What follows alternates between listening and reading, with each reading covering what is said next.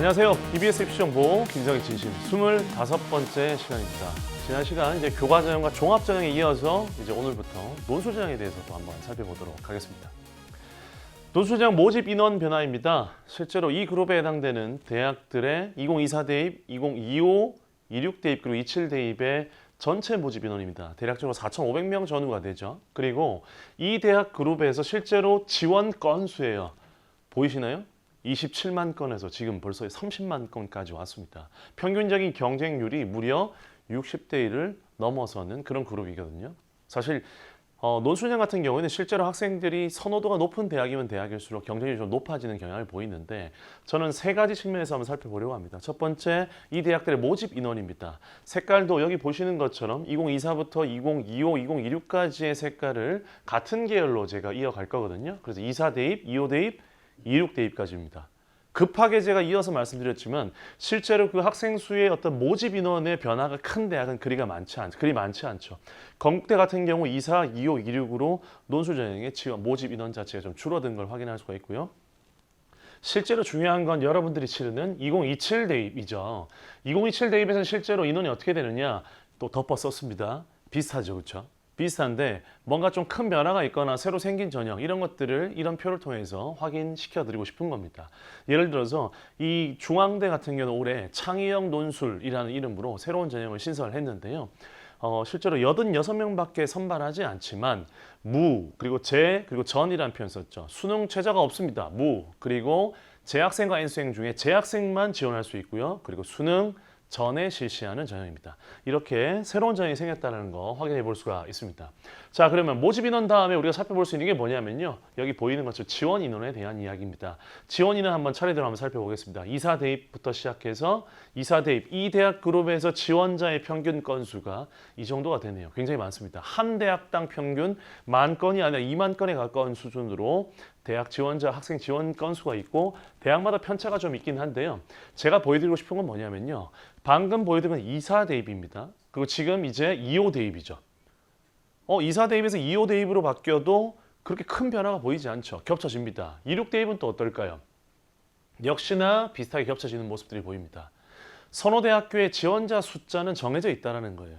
실제로 모집 인원의 차이가 좀 있을 수 있을지 모르겠지만 논술은 선호대 지원자 같은 경우는 그 인원 자체가 거의 정해져 있는 편이고 예를 들어서 이 성균관대 같은 경우도 원래 그 어떤 전형, 그 유형에 구분 없이 치러졌을 때 약 4만 명 이상의 지원자가 있었는데 실제로 26 대입에서 언어형과 수리형으로 나눠서 선발했거든요. 역시 합쳐도 4만 5천 건 가까이. 그래서 비슷한 숫자를 보인다고 보시면 되겠고 다른 대학들도 3년치를 평균적으로 봤을 때 비슷한 수준의 지원자들이 있구나라는 걸 확인할 수 있습니다. 그래서 제가 이렇게 표현한 겁니다. 선호대 지원자 수는 정해져 있다. 그래서 논술은 하지만 어쨌든 증가세다. 지원 건수도 증가하고 있고 실제로 경쟁률도 증가하고 있는 분위기라는 걸 확인할 수 있습니다. 그 다음에 실제로 그럼 이렇게 마지막 모집 인원 지원 경쟁률 보겠습니다. 24 대입의 경쟁률 평균 그리고 25 대입 그리고 26 대입 평균선을 제가 그어뒀습니다. 그래서 이 그룹의 대학들 같은 경우에는 평균선이 이 정도가 되는데 어떤 대학들이 이 평균선 이상의 경쟁률을 보이는지 좀 아래쪽에 있는지를 확인할 수가 있는 거고요. 실제로 그 이유들도 살펴볼 수 있습니다. 예를 들어서 이 초록색 계열은요. 2026년입니다. 2026년 보이시죠? 2026 대입, 바로 작년 대입이죠. 그래서 고대가 경영을 굉장히 높은 체제를 걸고 있다가 428로 동일하게 다른 과들과 동일하게 맞췄었고요. 그 다음에 성균관대가 언어형과 수리형으로 선발했고 한양대는 3합7이라는 수능 체제를 거는 모집 단위가 인터컬리지밖에 없었는데 전체적으로 확대했습니다. 작년에. 그리고 이화여대 최저를 완화했던 게 작년이고요. 올해 파란색 계열 보이시죠?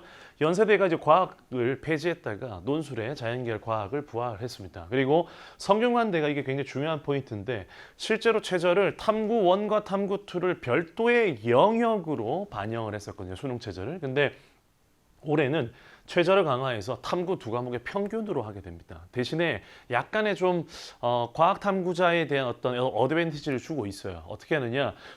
탐구 두 과목의 평균 성적과 그 다음에 혹시라도 과학을 선택한 학생이 과학을 선택했었을 때 그 등급 중에 평균 성적과 과학 성적 중에 높은 성적을 반영해 준대요. 예를 들어서 요즘 워낙 그 자연계열 지원 희망하는 학생들도 사회탐구를 많이 지원하는데 실제로 과학 탐구 한 과목과 사회 탐구 한 과목을 시험을 봤습니다. 근데 과학은 2등급, 사회는 만약에 4등급이 나왔어요. 근데 평균은 3등급이잖아요. 2등급, 4등급이니까. 그런데 이럴 때 어떻게 한다? 성균관대는 과학 2등급을 반영해 준다는 겁니다. 그래서 상대적으로 자연계열 학생들 중에서 자연계열 진로 진학을 희망하는 학생들 중에서 바탐을 선택한 학생들에게 약간의 이득을 주는 방식을 취하고 있고요. 아까 말씀드렸던 중대 창의형 신설 그리고 외대 글로벌 캠퍼스가 있습니다. 외대 글로벌 캠퍼스가 한계 3등급에서 2합 6으로 수능 최저를 강화했습니다. 수능 최저를 강화하면 어떻게 될까요? 당연히 수능 최저 충족률이 상대적으로 떨어질 가능성이 높고 내가 수능 최저를 충족한다면 합격 가능성이 높아지는 거겠죠. 그래서 다음에 보시면 이 허수제외라는 표현을 썼는데 실제 고대 2016 결과를 바탕으로 해서 말씀드려 보겠습니다. 모집 인원 자체가 이렇고 지원 인원 이렇습니다. 지원이 이랬는데 응시는 이거밖에 안 했어요. 실제 처음에 경쟁률은 70대 1을 넘어섰는데 2만 5천 명이 넘는 학생 중에 실제로 시험을 본 학생이 10,000명입니다. 시험을 본 10,000명 중에 실제로 수능 최저까지 충족한 학생은 이 정도밖에 안 되는 거죠. 그러니까 2만 5천 명 학생 중에 실질적으로 소위 평가 대상이 되는 학생은 6천 명이 안 됐던 겁니다. 그래서 실제 경쟁률이 약 16대 1 넘어서고요. 비율로 따지면 처음에 100명이었다면 실제 평가가 될 수 있는 그 조건을 충족한, 넘어선 그런 친구들은 23% 수준밖에 되지 않는다. 이게 근데 고대만의 일일까? 그렇지는 않습니다.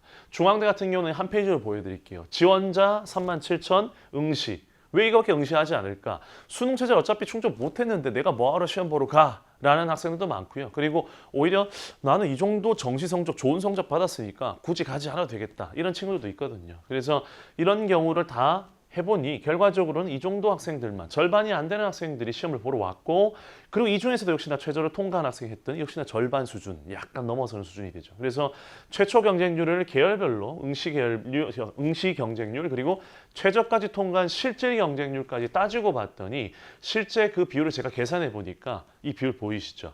낮은 곳은 16% 수준밖에 안 되는 거예요. 100명 보면 100명이 실제로 원서 접수를 하고 16명만 수능 최저를 통과하고 시험 보러 갔다는 겁니다. 실제로. 그 정도로 이 비율 자체가 실질 비율 자체가 많이 떨어지기 때문에 여러분 논술에 있어서 가장 중요한 건 뭘까요? 당연히 논술입니다. 그런데 수능 최저도 그에 못지않게 매우 중요하다는 거 꼭 잊지 않으셨으면 좋겠습니다. 국민대부터 여대까지 쭉 이렇게 이어서 함께 살펴보겠습니다. 역시나 모집 인원, 지원, 그리고 경쟁률에 대한 이야기입니다. 앞 페이지에서 보셨던 그 대학들과 비교해 볼 때 확실히 지원자 수라든지 경쟁률이 조금 떨어지는 건 맞죠. 그렇죠? 그래도 여전히 높은 수준입니다. 24, 25, 26 대입의 모집 인원이에요. 역시 비슷하죠. 그렇죠? 그런데 여기 보시는 것처럼 서경대 같은 경우는 24에 좀 작았지만 25, 26으로 가면서 약간 좀 증가된 모습 보이기도 하고요. 서울과학기술대도 약간 인원이 좀 줄어들긴 했습니다. 그럼 올해 대입은 어떨까요? 2027에서 인원 변화를 봤을 때 딱 봤었을 때 가장 먼저 눈에 들어오는 게 뭔가 26 대입에서 이런 변화가 있긴 했습니다. 그리고 뭐 서울여대가 최저를 배제했다 이런 것들이 있었고 올해 27 대입에서는 숭실대가 이제 2합 6으로 최저를 완화했습니다. 최저를 완화하게 되면 최저 충족 가능성이 높아지고 학생들 입장에서도 지원하기 수월해지겠죠. 그런데 그게 나한테 무조건 좋은 일이냐? 꼭 그런 것만은 아니라는 거예요. 왜 경쟁 상대가 많아지니까요. 그렇죠? 근데 제가 여기서 가장 눈에 띄는 건 바로 이 부분입니다. 인원이 크게 증가한 대학. 거의 2배 가까이 증가했잖아요. 그렇죠? 그래서 이렇게 36대처럼 인원이 크게 증가한 대학에는 내가 관심 있는 어떤 모집 단위가 실제로 인원이 어떻게 변했는지를 살펴보는 게 굉장히 중요하고요.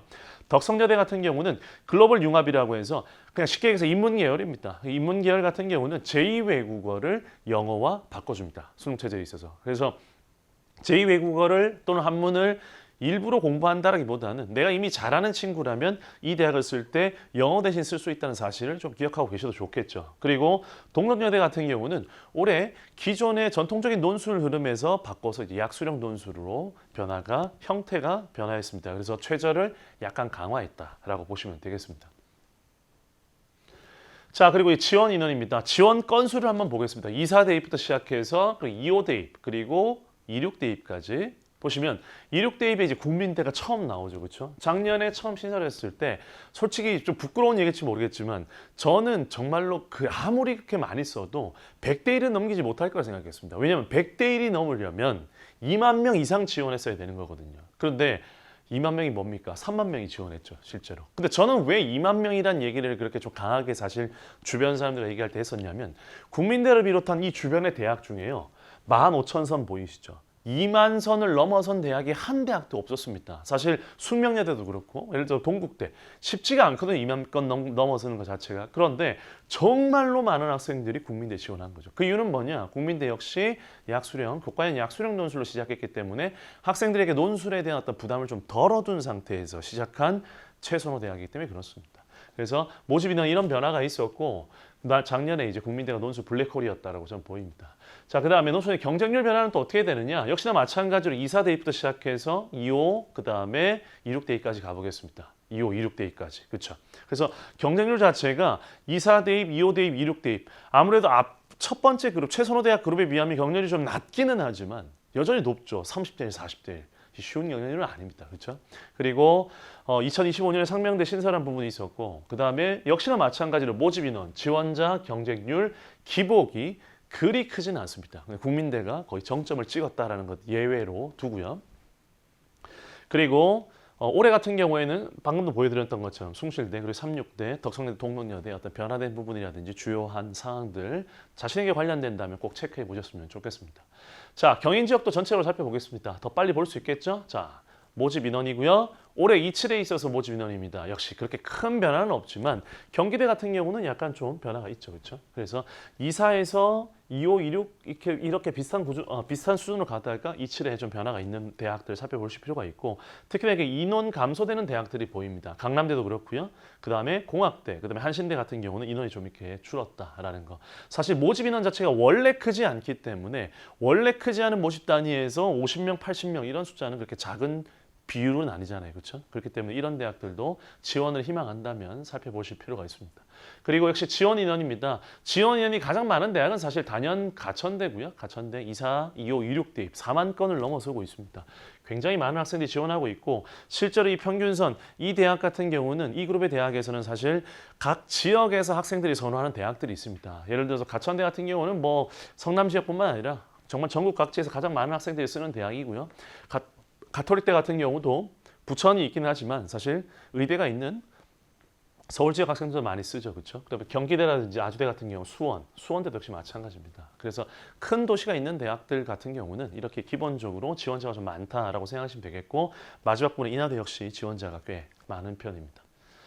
경쟁률 보겠습니다. 경쟁률 2사 그리고 2호, 26 대입의 경쟁률이 이어지고 있습니다. 보시는 것처럼 경쟁률 자체도 역시 그렇게 큰 변화가 없죠. 그 폭 자체가. 근데 가끔 이렇게 경기대처럼 2사 대입에서 2호 대입으로 갈 때 경쟁률이 좀 올라간 대학들도 있죠. 근데 2호 대입과 26 대입의 경쟁률은 유지되고 있고 가톨릭대 같은 경우도 2사, 2호, 26으로 가면서 경쟁률이 약간 변화가 있다라고 보시면 되겠습니다.